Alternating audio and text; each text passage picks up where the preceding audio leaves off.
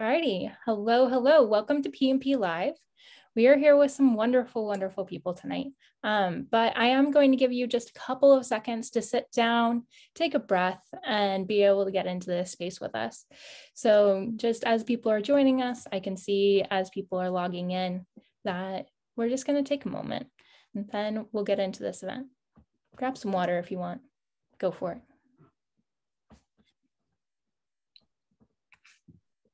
Alrighty, the clock has started kicking and it looks like everyone's here. Here we are. Welcome to PMP Live. My name is Hannah and I am the programs coordinator at Politics and Prose, or PMP, whichever way you wish to call us.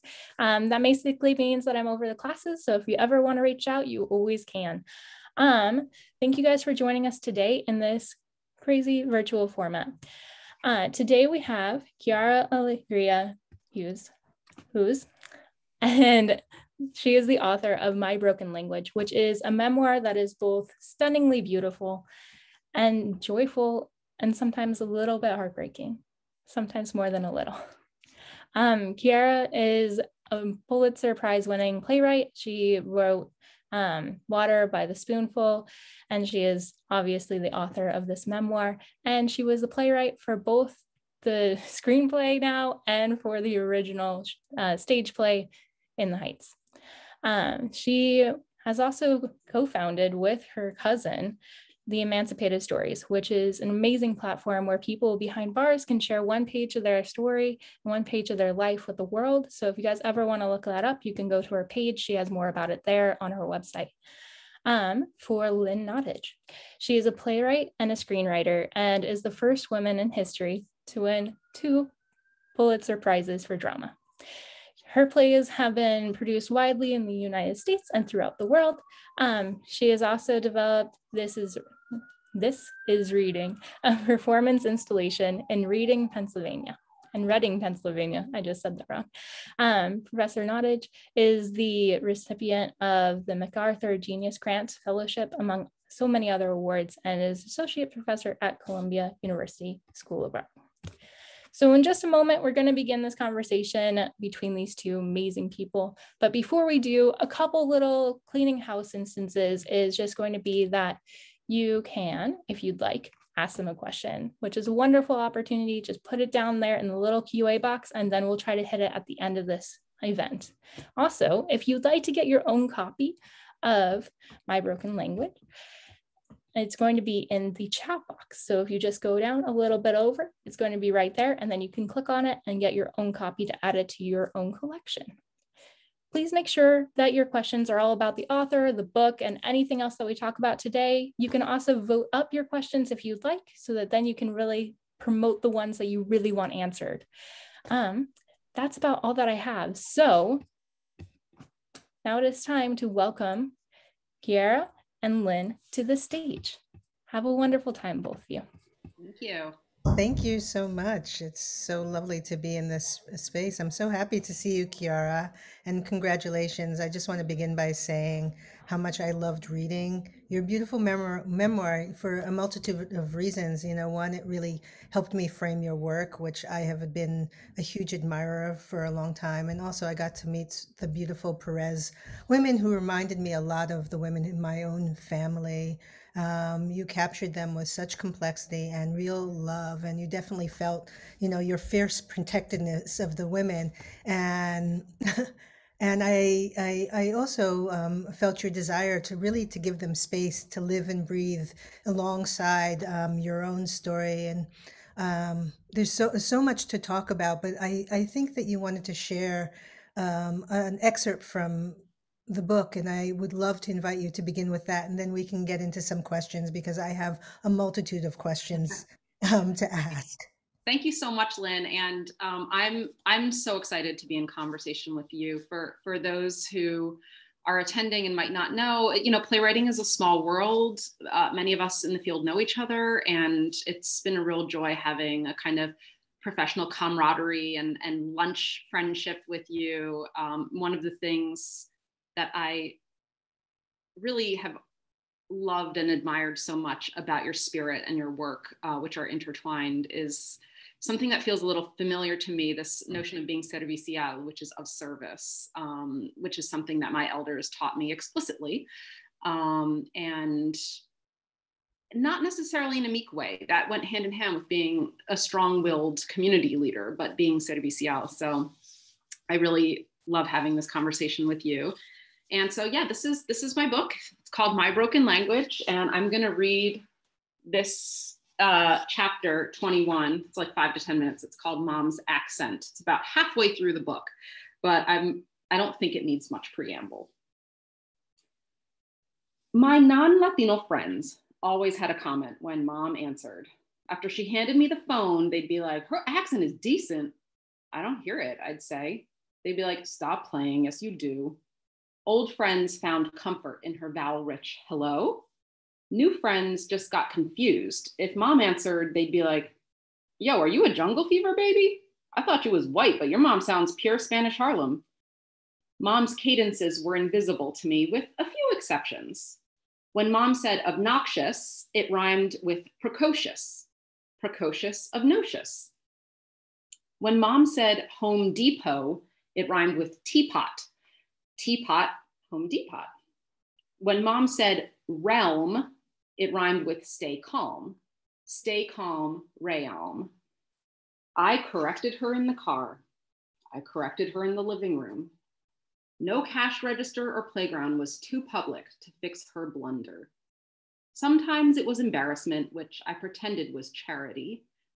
Others, it was the know-it-all cockiness of youth, and still others, to tease a mystical giantess. Her numinous ass needed reminders that I was down here in the plebeian realm. She never once said, fuck you, child, stop colonizing my ass. But she never changed her pronunciation either. We went to Home Depot a lot, so she was definitely asserting her right of mispronunciation. I wonder what it's like to grow up in Arecibo, Puerto Rico, learning English in first grade, starting with songs like Pollito Chicken, to bring your papi his coffee on the farm, your papi who doesn't speak a lick of English, made by your mommy who speaks even less, to leave Arecibo at 11, come to Los Bronx as autumn breezes take hold, to have girl gangs mocking your spick accent and hurling rocks at your head, to wait until the janitor is done mopping and the floors are dry and he turns off the lights and is like, out kid, I'm locking up, and still the gang is there with the rocks, to have a Philly guidance counselor deny you a college conversation because, I mean, let's be real. And anyway, there was no money for college. And anyway, your parents didn't make it past second grade, so simmer down. To advocate for immigrant moms who can't afford cereal or prenatal care. To be honored by the National Organization of Women for getting those immigrant moms cereal and prenatal care. To be hired by State Senator Hardy Williams, and while drafting his legislation, to write in backdoor deals so your Boricua brethren aren't left with crumbs. To do all that off a high school education and a hunger for books. And then to have your love child from a white hippie correct your pronunciation when she's 6 years old, then when she's 9, then when she's 17 and should fucking know better. As if the words I write are my language and not hers, the woman who taught me English, the woman who gifted it to me, and now I drink $10 Prosecco and pay my Riverview mortgage and take vacations off the English language she nursery rhymed in my ear before I had words at all. I eat my words. I eat my corrections como una come mierda. Mom, if you ever read this book and make it this far without disowning me, I ask you one favor. Break this English language today and tomorrow and the day after and bestow it new life with each breaking. Endow your fullness upon this cracked colonial tongue. You language genius. This is your English. You earned it. I am only a guest here. Incredible. Thank you for sharing that. Where to begin? I mean, your book centers your relationship with so many of your family members, in particular your mother. And reading the book, she just sounds like an incredible and extraordinary woman. I mean, she was this very fierce activist, but she also was a Yoruba priest, which I found to be one of the more unusual things about the book. And I was wondering whether you could just begin by discussing the impulse to tell your story. I've been thinking a lot in this moment, this COVID pause, because there's so much more time to ruminate, about my past a lot. I've been thinking about my family in ways that I hadn't anticipated. And what I realize is that now at this age, I finally have some critical distance in which I can delve into their lives without having a certain kind of emotional stranglehold. So I was just curious about just the impulse in the process of going back. I think for me, one of the impulses is, growing up, there was so much, maybe this is one of the ways youth simply is, but my experience of childhood was I was a very curious child. And that went hand in hand with, there was just so much I didn't understand about the world around me. Those things were the most personal things, like, okay, once my parents separated, how come all of my Puerto Rican family lives here and all my white family lives there? And there's an utter, complete separation between those two parts of myself. Up until I was 5 years old, those parts of myself had gone together. That was confusing to me. Another thing that was confusing to me was my mom's blossoming as a kind of spiritual leader. From the time I was yay big, she shared her spiritual gifts with me. She told me about times when she, as a child, was visited by dead people, and then would tell her elders, and they would go and run to the person's house, and the person would have passed away in their sleep. What was a backyard practice and a kind of looser spiritual inclination in her life became a very rigorous path of study as she became a Yoruba priest of Chango. She was crown Chango. And the amount of study and work involved in that is significant. So this took over her life, and therefore took over my life too. And it's a living room practice. So it was in my living room, the altars, the ceremonies, the drums, the spirit possession. These are things I didn't understand. She started to teach me a little bit. I also didn't understand the secrecy around it. That was very confusing to me. I didn't understand the context in which the world really looked down on that and was disgusted by that. And some other things I didn't understand at the time were the silence and secrecy surrounding the AIDS and the addiction and the gun violence that was plaguing my family. This were the 80s and 90s. I really didn't understand that. And honestly, I think even my elders didn't really understand that, because when you're living through a pandemic kind of at the beginning of it, you don't understand, So one of the ways we coped with all of these things that confused us and overwhelmed us, in some ways very positive and in some ways very painful, was through silence. It was a protective mechanism. And, it's been decades now, and I think those old silences are no longer necessary for us as protection. We made it, we survived those times. Now we're facing new challenges as a family and as a community. So I think that distance not only brought clarity, but safety to say things out loud.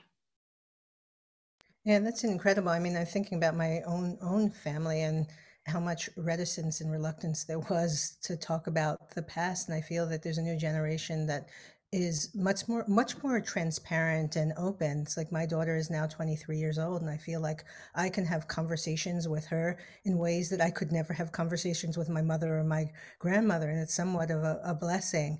And just also thinking about, you said that so much of the book is about decoding the world that you lived in, and I think that there are probably a lot of people who are probably listening who don't understand what the Yoruba religion that your mother practices. And I wonder if you could maybe say 2 or 3 sentences about that, just to help contextualize?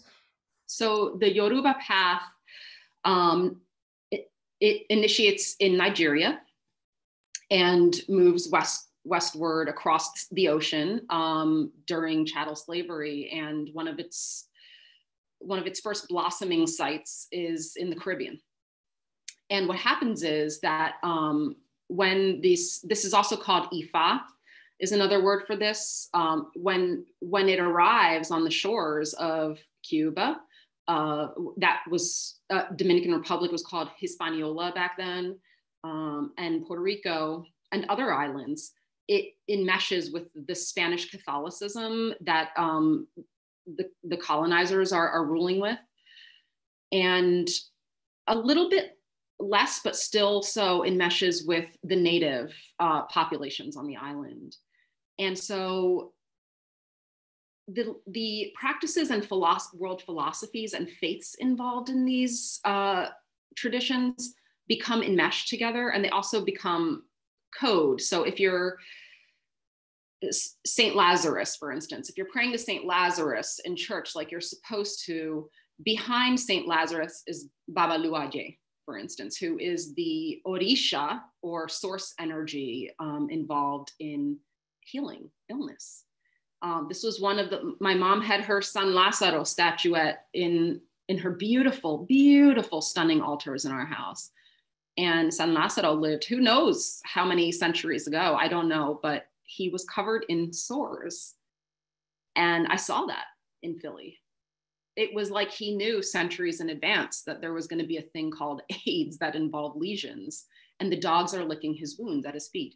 So anyway, when it comes to the islands, it becomes, Lukumi is another word for this path. And then it becomes kind of casually known in the United States as Santeria, which is a word that has, which is fine, it's a descriptive word, but it also was used in a lot of like Hollywood horror flicks and stuff when I was a teen. And it was, you know, people conflated it with zombies and all sorts of weird stuff. But it's basically a practice that is a philosophy that involves ancient storytelling and that involves the source energy. It's very enmeshed with nature also. Yeah, thank you for that. At some point in your book, you say, was my Spanish too shaky for our conversation with the Babalaos? Yes. Was I too white for the Afro-Caribbean river to roar in me? And you talk so much about the hyphenated self, and which is so much of the conundrum that all of us are grappling with in America. You know, we are cultural straddlers in one way or another, and that you play off those two sides of yourself really nicely, because we know that often they don't play well together in the playground. And so much of the book is really about you trying to synthesize the various parts of yourself. And I was just wondering whether you can talk a little bit about the process of reconciling that duality in the book. You know, you speak about practicing Mozart while you're contemplating the mysteries of the Lukumi altar, which I thought was so beautiful. Sort of, you know, these two worlds which are having a conversation in the living room and sort of being channeled through this young body. Well, as a student in Philadelphia and Philadelphia public schools, I was exposed to basically to Western art. I used to go to the Philadelphia Art Museum, and there's a passage in the book about my favorite room, and it's the Duchamps, and it's like this weird installation art, and it's like meant to rile you up a little bit, clearly. And I go back over and over again. I get really good at decoding Duchamp and what he's doing. But here I am practicing Chopin because I was a musician as a child, and playing Chopin in my living room and playing the B flat minor nocturne and feeling it so much. It was such a great outlet for my childhood melancholy and depression.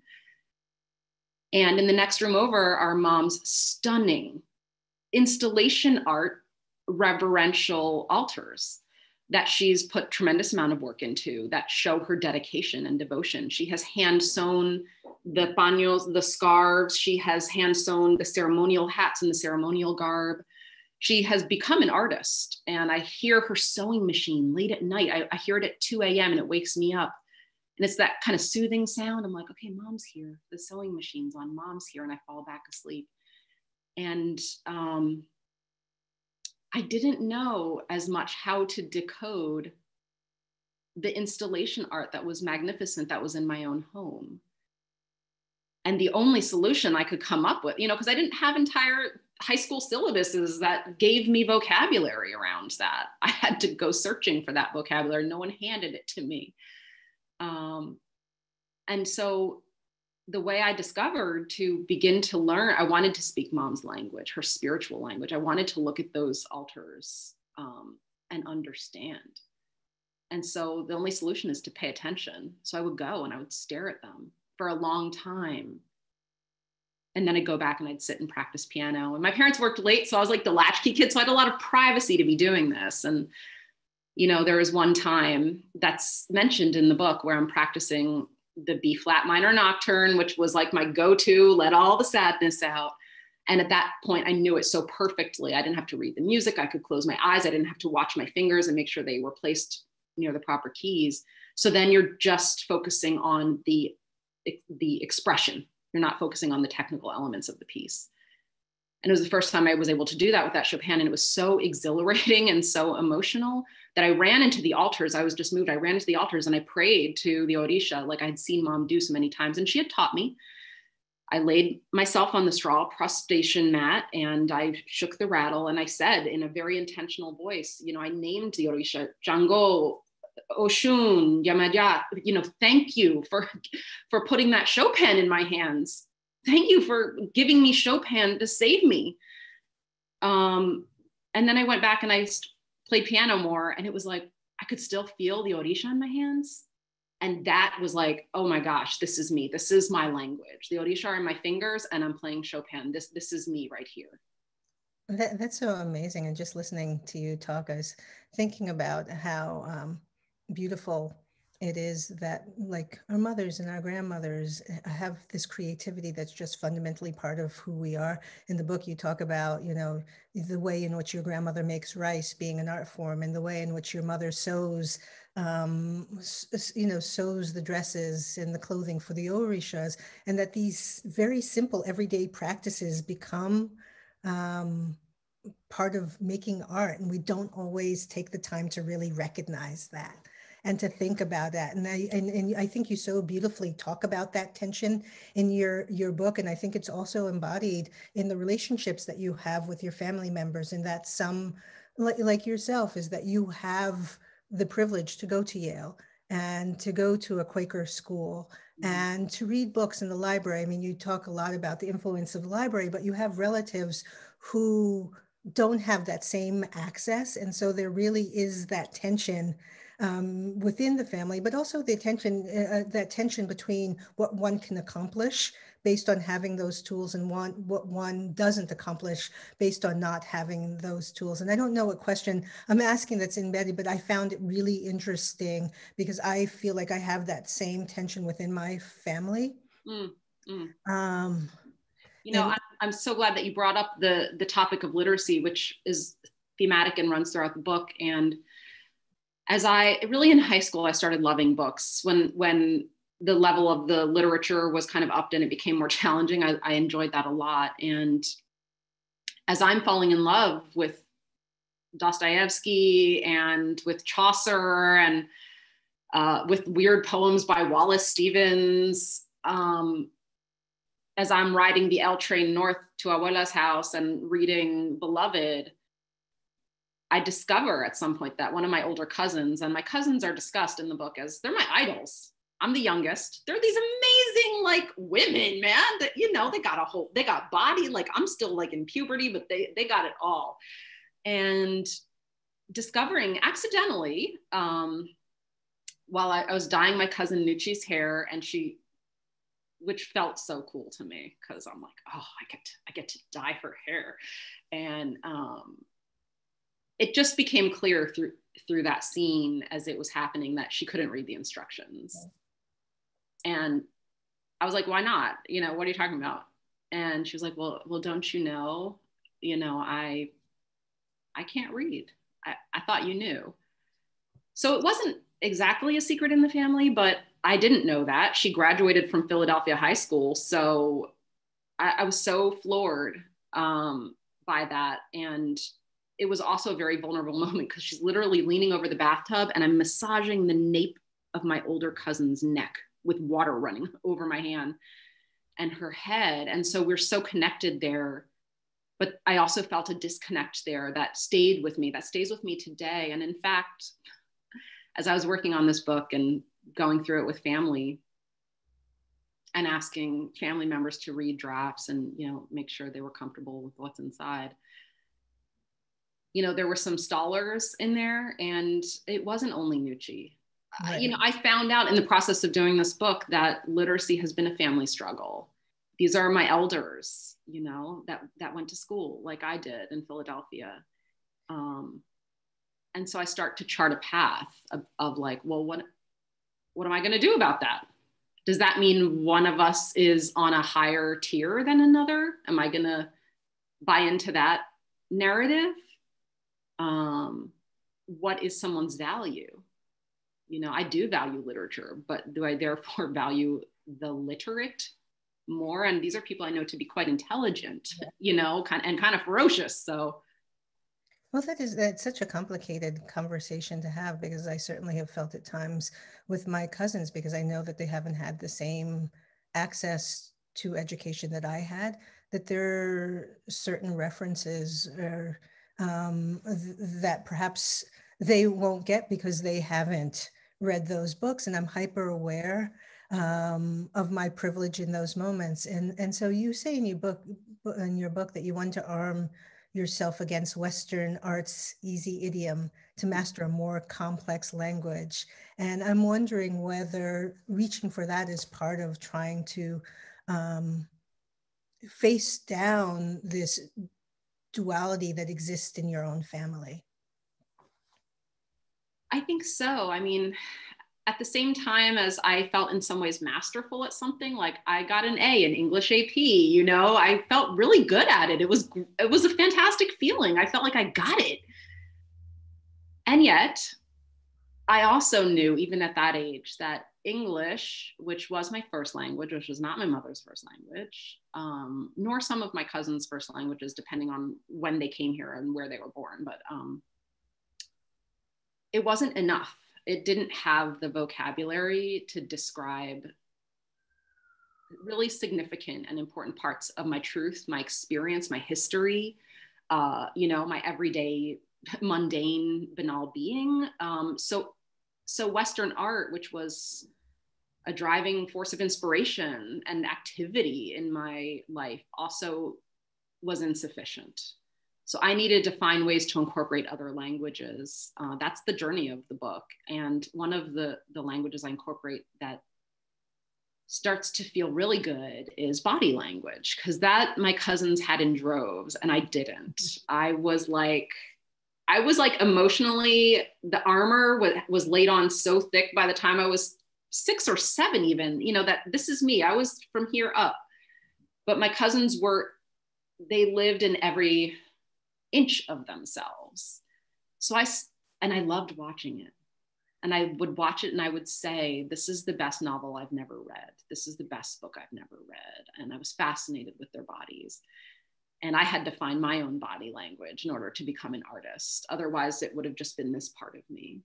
Well, you talk about your body, and there's so many parts in the book in which your cousins are dancing and they're feeling music. And I know that music became really important in your life. And I was thinking about your time at Yale, because I also was at Yale for a period of time, and I found refuge in a class on music. And I had a professor named John Schwid, who was like a music anthropologist, and he played some music that he had recorded when he was in West Africa. And one of the really fascinating things about music from that region of the world is that it's has a timeline, as opposed to 3/4 or 4/4 time, is that it has this fluid improvisational timeline that really allows you to have a conversation that's open and expansive and not sort of confined.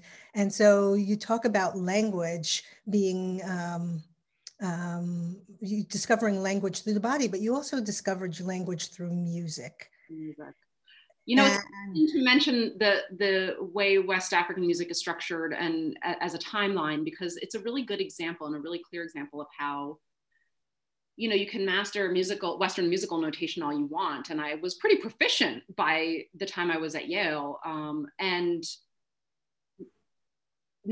doing a technical Western notation of, for instance, a bata drum, which is a drum that is an orisha in Lukumi, and it speaks the voice. That drum, if you try to do a transcription of it, I mean, I guess it's a technical document, it might be accurate, but it's silly. You won't capture it. Trying to build a house with toothpicks or something. Like it just doesn't serve the purpose properly. So it's like, how do you, if English is my first language, like but it's insufficient, how do I use it to document places that it doesn't seem capable of going for me?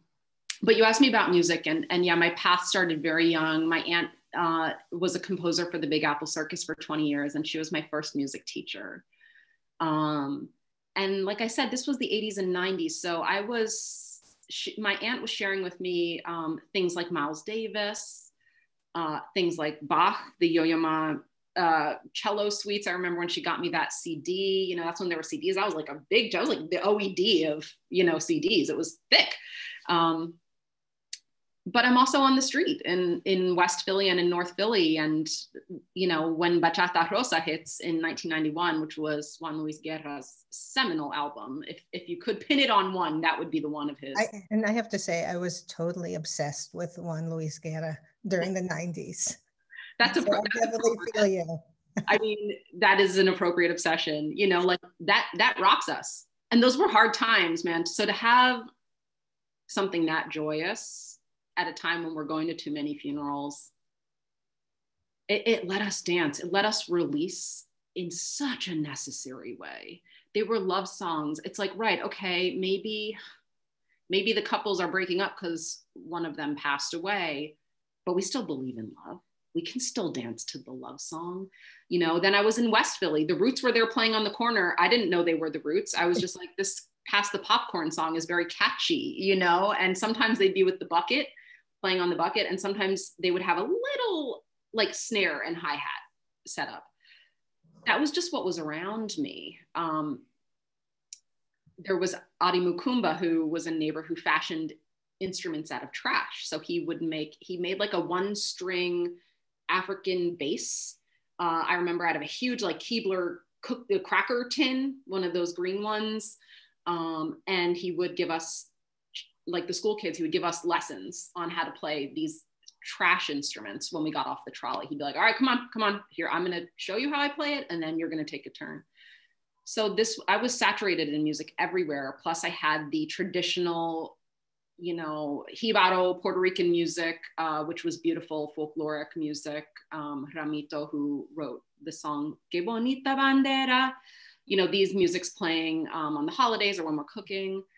And then I get to Yale, and all of a sudden, you know, I thought, oh, this is going to be the next step. Like my world's going to expand. And yes, but all of a sudden at Yale, it's like the telescope got turned around, and things also felt smaller there, because music meant one thing. It meant Western music. And there was not a place in the classroom to discuss Stevie Wonder. There was not a place in the classroom to discuss Ramito, certainly not Bata music. I envy you for having taken this class. It sounds amazing. I didn't take that class, and I tried. What's that? I was hoping you took that class so we could talk about it. Oh man, you know. I'm so disappointed. In some ways, it's like that song, you know, the thrill is gone. That happened a little bit, and I went back to Philly, and by the time I got back to Philly, it was 1999.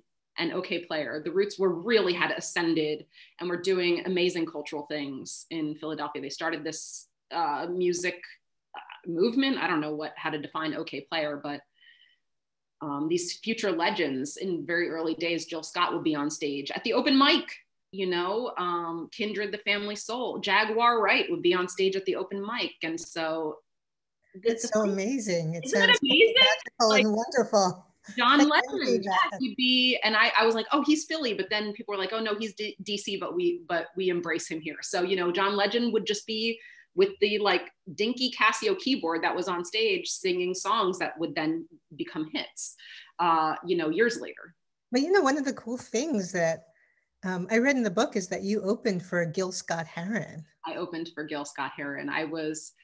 These were my singer-songwriter days. And that was one of my last gigs. And I was a youngin', I was a small fry. He was an old poet that looked like he was wind battered and, you know. Yeah, I remember seeing him at SOB, and he looked like he had been to war and back, Yes, and was just singing about it. that's right. And yet like grizzled, but not negative. The vibe was, No. the vibe was so present and generous and gentle. You know, he was he was a butterfly. It was like a very gentle energy. And I was watching him, and the man just knew who he was. And this was at a time where I'm trying to write songs every day. So when you're trying to write songs every day, you're like, well, who am I? What do I want to write a song about?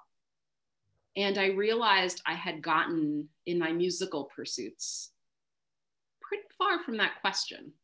Right. Doesn't he ask you that question? And didn't you also record a demo, and the producer kind of asked you that same question? I remember being a musician, I certainly didn't get as far as you got, but having that moment of revelation where I thought, oh, this may not be the center of my life, that I might have to make other choices because I don't have necessarily, and I can't say this for you, but for me, I thought I didn't have the special sauce.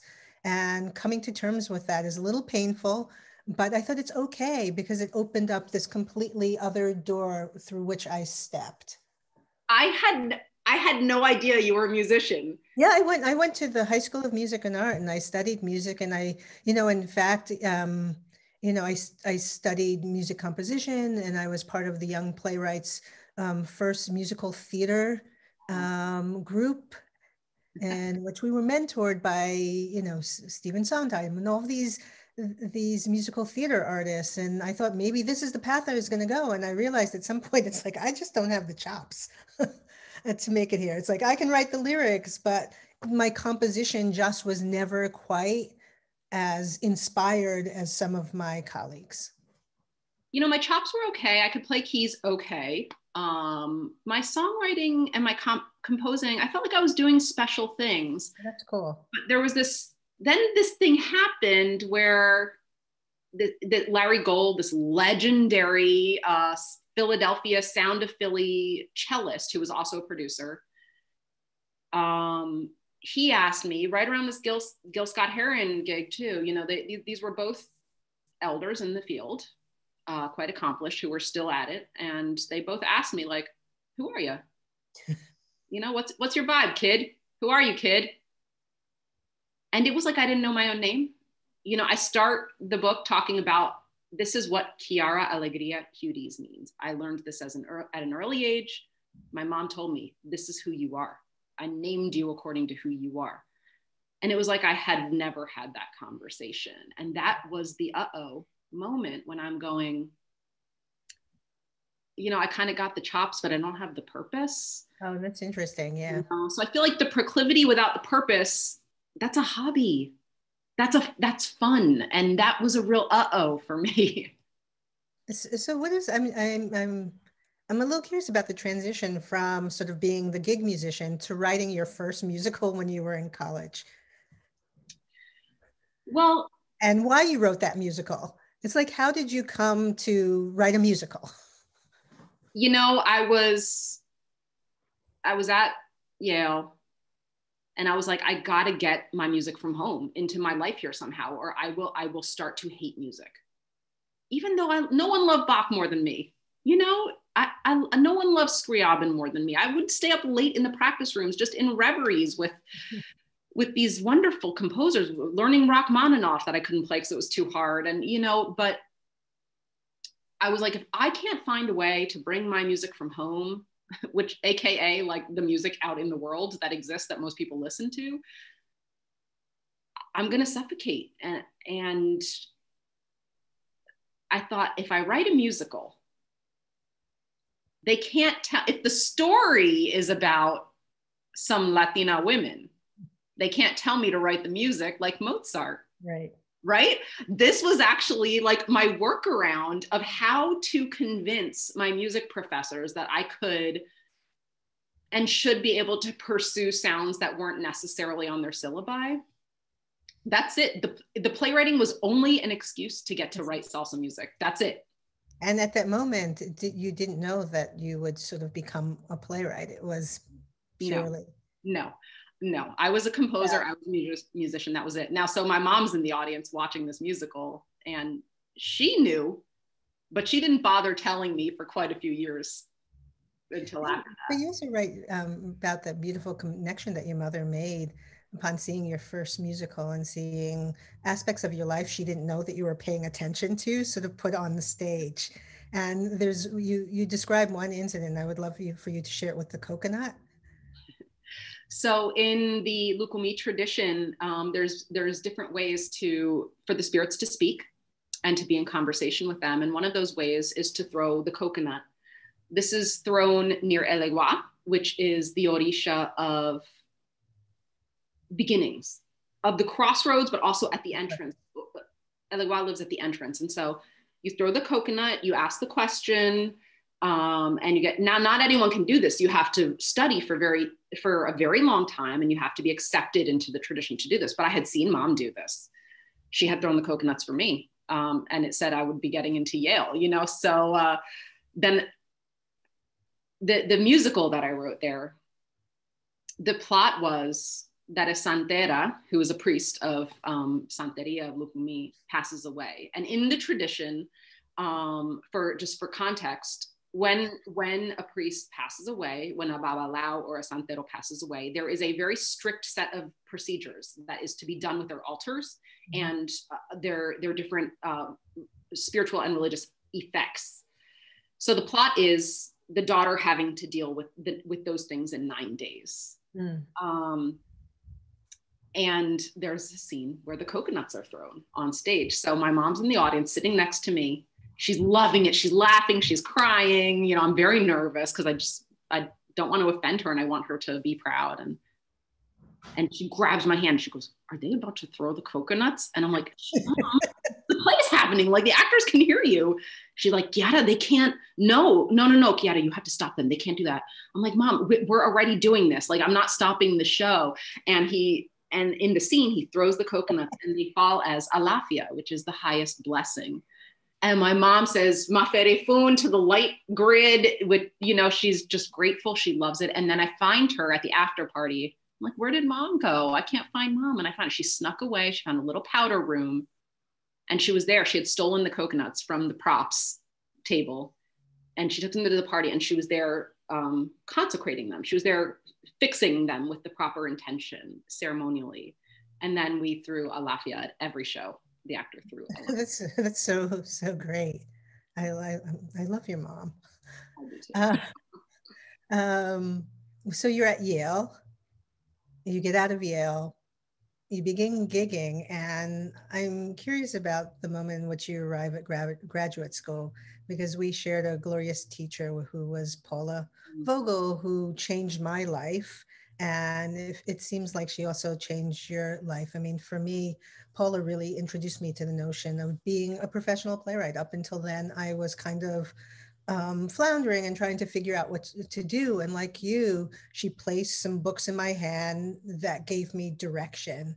And I also remember entering, and she pushed me to the graduate school. I didn't study with her in graduate school, but she pushed me toward the Yale School of Drama. And I remember that moment when I arrived and I realized that I wasn't armed with the same language that the rest of my fellow classmates had, that I just hadn't read the same books, that my frame of reference was completely and 100% different. And when I read that part of the book, it really resonated for I think me. by that time, I see that, I think we're going to start the Q&A soon. So let me answer this swiftly, but, Paula Vogel, my playwriting teacher,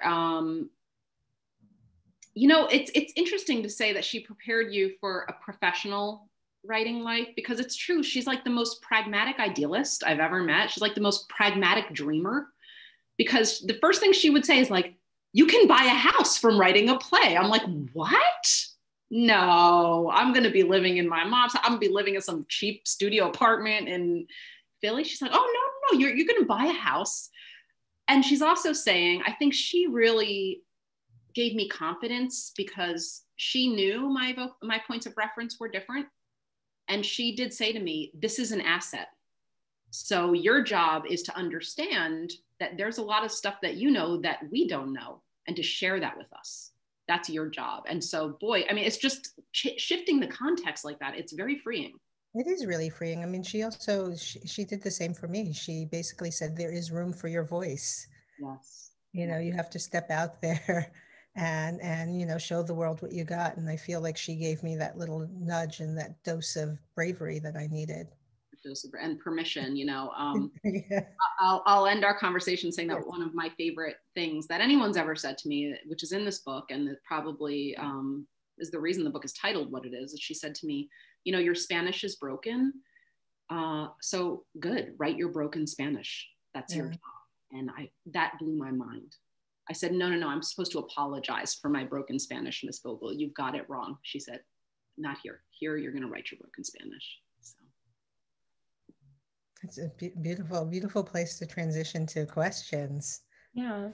Alrighty. So we do have a fair amount of questions that are coming in, but please do know that you can put any more questions that you have right in the Q&A. We'd love to see your questions. We'd love to get to them.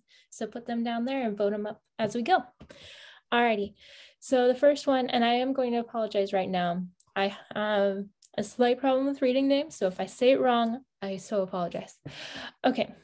There is Amara who is asking, I remember this tie-dyeing story incorporated into Water and Water by the Spoonful. And she's wondering if your other plays or in this memoir, how do you incorporate memory? How do you make it so that then you can use that? Do you have to really think about it, or does it just come to you as you write?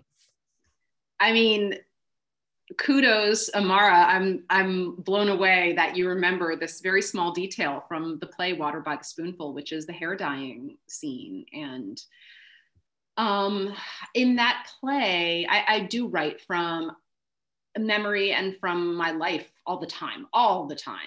It's just the difference between a fictional play like that is that I also just wholesale make up a lot too. So those are kind of woven with much freedom together. In the memoir, I have to be much more rigorous about, okay, is this how this dialogue was said? Like I have to, you know, have a little bit more specific integrity about fact, even though it's still very much from my point of view.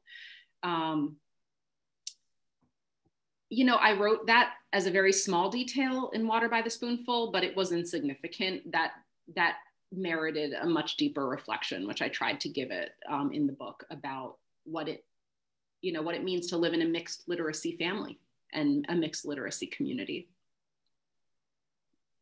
No, yeah. Do you have anything to add? Lynn, you also write, so I don't want to kick you out of this conversation, but in your writing, do you usually tend to use memory, or do you, I can't remember what you just said, wholesale make it up? Oh, I'm sorry. I was so inside of the answer, you're speaking that I wasn't contemplating my response. You know, my very simple answer is that I don't consciously use memory when I'm writing, but I'm sure that unconsciously I do. I think that everyone uses memory. It's part of being human. Alrighty, the next one is really interesting, and I think that also can be answered by both of you. So I'm against kicking people out. Who do you hope that this book reaches, or you can even use your plays? Like as you're writing, do you have an audience in mind? This one's anonymous, but that's the question. For me, it's very specific. I dedicated this book to the audience I wrote it for. Nervously. I hope they like it. I wrote it for the girl descendants of Obdulia Perez, who's my grandmother, my maternal grandmother. So for the girl descendants of Obdulia Perez, past, present, and future. And I would say the present ones are all reading it right now. The past ones lived it, and I think know a lot of it. So it's more for them as in gratitude. But really, the notion of the future descendants, because there's not a tremendous written record. For instance, what was the impact of HIV and AIDS on the Latino community in the 80s and 90s? There is some work on it, but it's underdocumented. And I'm trying to document some of that. And I want also addiction and recovery in those times, how those things, I don't get to the place of mass incarceration yet, but the next chapter in our family is dealing with mass incarceration, and surviving, and protesting and pushing back on these things our community is struggling with. So I wrote it for them, so literally they would know what we went through, what previous generations went through. So they were armed with more information to continue their path and walk in the light and walk with honor and ethically and with purpose and with self-awareness. So the fact that it's gotten published by Random House and is going to be read by more than just them is a blessing. I think that there are other people in the community and outside the community that hopefully will connect with it and find meaning in the story. And can I just add to that, just how important it is to create an archive? Because I think back to my family history and how there's so much that happened, but there is no written record. And so many of those stories are lost. So I do think particularly, for Black and Latinx families, it's incumbent upon us to collect those stories and create, an archive that can be passed on to the next generation. The next question, and oh goodness, they voted, so it's spun. But this is a question, and it's by Gail Wright. So if you know him, lovely. If not, thank you for coming.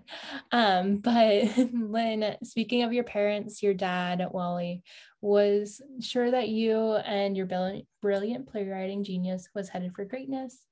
Were you always aware of that? No, certainly not. I mean, my path when I was young was multifold, and I never knew that I was going to be able to forge a life as a writer. And just because looking at the landscape when I was growing up, there weren't many women playwrights until I met Paula Vogel, who were managing to make a living. And so the answer, the short answer to that question is absolutely not, but I feel very blessed and thankful that I did. Beautiful. I feel like we heard this answer from you before, Quiara. So I think that we're going to move to the next one, unless you have more to add. No. Okay.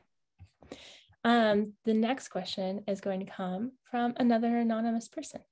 And they want to know a bit more about if they were to be coming up with ideas, how do you guys have like a seed of an idea? Where does that come from? Oh, the seed, I have no idea. That's the elusive seed. It comes from somewhere mysterious, deep in here or deep out there. And I live for those moments. And the thing is to just honor it. For me, when the seed shows itself and begins to sprout, then you have to tend it and you have to water it. That's the work that I can have a little bit more control over and be more purposeful in, but I don't choose the seeds, let it be known. When I talk to producers or theaters and they want me to write something, I'm like, okay, but I don't know when the seed is going to come. So I make that very clear from the beginning. New play process must be a little difficult at the beginning. Yeah. Just a little. What about you, Lynn? It's interesting. It's like, yes, you never know when that brilliant idea is going to come, but I'm also a hunter and gatherer. And so for me, a lot of times I will spend my energy going out and looking for an idea. And, you know, in the case of a play like Sweat, I knew that I wanted to write about something very specific, which was, you know, how the economic downturn was affecting the American narrative. But I didn't know how to tell that story. And it took me 2 years to find what Quiara said is that seed. You know, and once I found that seed, I had to nurture it and I had to tend to it and I had to grow it, and it took some time. But it's really impossible to say when that idea that's going to become your partner for a long period of time is going to take your hand and walk alongside you. This is a question of mine, actually, so we're going to hop to that for 2 seconds. But both of you have talked about family for so much of this time. And is there anything that throughout your work you really, truly wanted them to see? Like you mentioned the coconut story, and then also this, you want your family to see it. But is there anything else between the two of you that was another moment that you're like, I have to show this to my community? This is something that I want to bring to them. For me, one of the passages I'm most excited for my family to read, those who haven't yet read the book, is the beginning of the final chapter, in which I discuss what I have come to understand is a quite unusual vibe that was at my abuela's house growing up, which is it was a very matriarchal family. It was basically all women. Theo George would like hang back at his house and watch the Eagles game. So he wasn't like hanging on abuela's sofa. So it was like a lot of ladies of a lot of ages. And they'd be showering, they'd be getting dressed. There's just like nudity around me very frequently, and not in like a let me hurry up and get dressed way. It would be like, let me lounge here for a second and show you my latest surgical scar or my latest tattoo. Or, you know, did you see, look, I gained weight, check out my new cellulite. Don't I look fierce? Like there were so many bodies around me. Like my abuela's body was like, gravity had seriously taken effect on this woman. Like her breasts were very low. You know, her, even like her knee, like there were, and it was fascinating, the shapes, the sizes, the skin tones, and most fascinating was the ease and comfort with which we inhabited our bodies in each other's presences. So I wrote a passage literally describing the bodies I saw. In real awe, and I am very excited for my family members to see this. And a little kind of behind the scenes moment, when we were trying to think about cover art, I thought, well, maybe the cover should reflect my female relatives' bodies. So I texted them all and I was like, hey, do you guys want to just like take whatever photo you want of like your body in any way and send it to me just for inspiration? And it was like, the photographs I got really showed me that I was not exaggerating these childhood experiences. It was like anything from like a hand to like nudie pics to like close-ups of scars. I mean, it was just like, this is me. This is us. This is who we are. And it was actually like way too personal to put any of those on the cover. But so I'm really excited for them to read that. That's I love putting that in the world. That's gorgeous. Eula? You know, at the end of your book, Quiara, you talk about writing that scares you. And when I was reading the book, I thought this is an incredible act of bravery, because you have to delve into your past with such rawness and honesty. And I think about tackling my own family, and the reasons why I have avoided dealing with it is because of the fear and I finally feel at this point where I may have the bravery to sort of delve into some of the stories, but it scares me. And so I don't know the answer to that question yet, but I endeavor to be able to answer it in the next few years. I can't wait. It'll be gorgeous, whatever it is. It'll be whatever it is, and it'll be great. I think that is all the time that we have for today. Thank you so very much for coming in. Thank you for spending this time. Thank you for talking with the audience. There's one last thing. If you want, you can recommend an artist, a creator. Both of you are more in the theater realm. So a creator that you are watching or that everyone should maybe pay attention to for even just looking up their Instagram. If you can think of someone. Sure. I can say very quickly one a creator whose work has inspired me throughout COVID is visual artist Vanessa German, who's also a performance artist, and her work is just incredibly soulful. And I feel somehow she captures the essence of community. And love and hope, but at the same time, she embraces the trauma and the complexity of what all of us are living through. So I would encourage people to go to her Instagram and engage with her work. Oh, how lovely. That Yeah, was it's like amazing. ready off the fly. Very exciting. Um, the first thing that came to mind was Jackie Sibley's Drury. Lynn, remind me her play that won the Pulitzer. Her play is Fairview. Fairview, thank you. It's an extraordinary piece of writing that incorporated for me a very probing, a very unapologetically probing eye at the same time as being so warm and loving. And the coexistence of those two things is pretty masterful and shocking in a great way, in my opinion. So it's Jackie Sibley's Drury, and the play is called Fairview. Beautiful. Okay. Thank you both for joining us. Thank you, audience, for being here. If you guys want to see anything else that we're doing, everything's up on our calendar on our website. So you can always see other events like this and other events that are happening in other genres as well. Thank you all and have such a lovely night. Thank you. Good night, everyone. Thank you so much, Lynn. Thank you. Love you both.